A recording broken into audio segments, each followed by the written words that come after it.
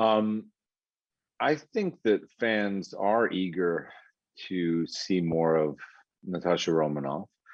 She is really the only one of the original Avengers who hasn't had her own standalone movie. I mean, we got Thor, we got Captain America, Iron Man, Hulk, and so it's time for Natasha's story to be told.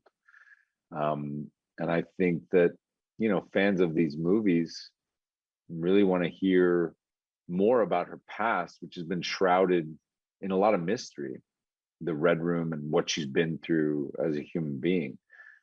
And I think fans are eager to see that.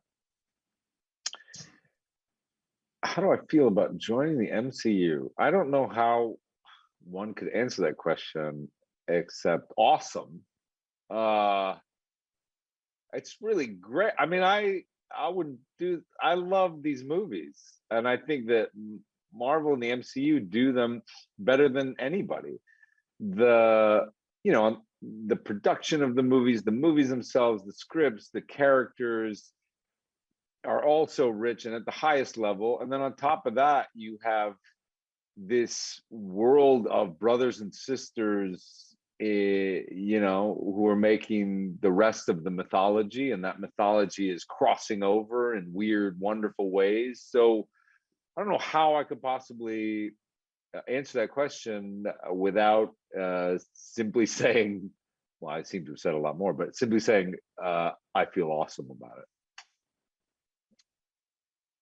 The Alexei Shostakov plays a very unique, particular role in Natasha's life. You'll see a lot about Natasha, and this guy he really holds a special place in her life, in her heart, in what she's been through. And the film gets to explore her as a younger woman, and then after the events of Civil War and when she's become an Avenger.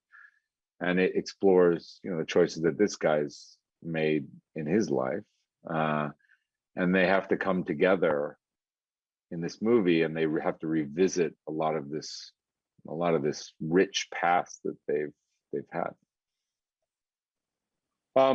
So when we find Alexei in this movie, well, after this little prelude, when we find him for the bulk of the movie, he is in prison.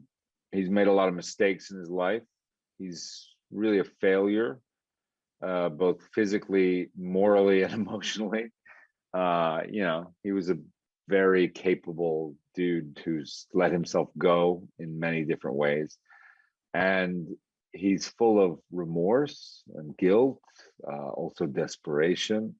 But he still does have this fire of life in him that is reignited when, this opportunity begins for him when we meet him in the movie. And throughout the movie, he will go on this incredible journey, this incredible arc of really finding out what he's made of and who he's been all along. I really adore Kate Shortland, the director of this movie. She, is helming a huge blockbuster superhero movie, but she did it with such a delicate, sensitive, creative touch. She is primarily more of an independent director, and she tells very human stories. Some of her stories have been coming of age stories of young women. I think she was really the perfect director for this project because she really created a vibe on set that felt comfortable and collaborative and safe to take risks, and really put the women characters first, which I feel like this story needed. But also, was in love with a character like Alexei, and didn't shortchange him in any way for some sort of agenda. She's a very sensitive artist, and I think the Marvel universe does this very well, where they put really creative directors in these big budget movies, but it's not the norm.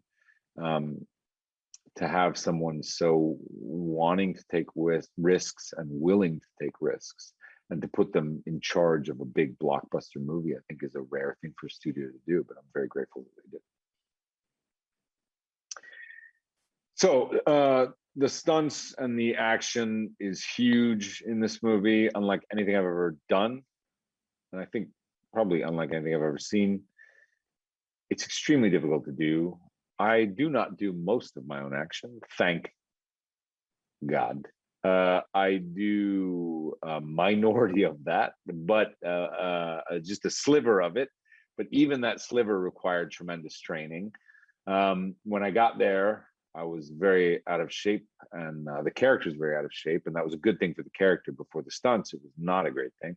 I started boxing and training with these stunt guys for hours and hours a day. I continued boxing, and working a little bit on this discipline, Russian Sambo, which is Red Guardian's discipline, and you just work really hard. I mean, the great thing about my particular training was that I don't have to get into superhero shape with this character. He is a big guy, and he's meant to be a big guy, so it wasn't really about eating a certain diet and having abs or whatever. It was more just about being able to do this very difficult physical stuff, and that takes a lot of training just for safety, just so you don't kill yourself, because you're doing hours and hours of this really complicated choreography, and you're doing it with guys that are a lot faster and stronger than you are.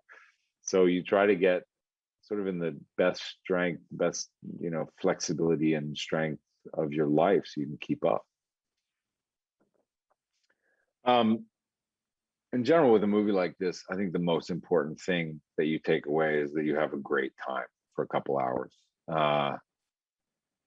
It's in its essence, these movies are about fantasy and about a mythology. And so what you're really meant to do is dissolve and let all the cares of your life and all the concerns sort of melt away, and just be taken on an emotional roller coaster that takes you through humor and pathos, and also like tense action, and ultimately good versus evil, which are these concepts that we, our narratives love to prop up against each other, and makes us feel good when good defeats evil. It's just a really warm, nice feeling. So ultimately, the biggest thing I want you to take from this is a big smile off your face when you go home and have to deal with your life again, like we all do.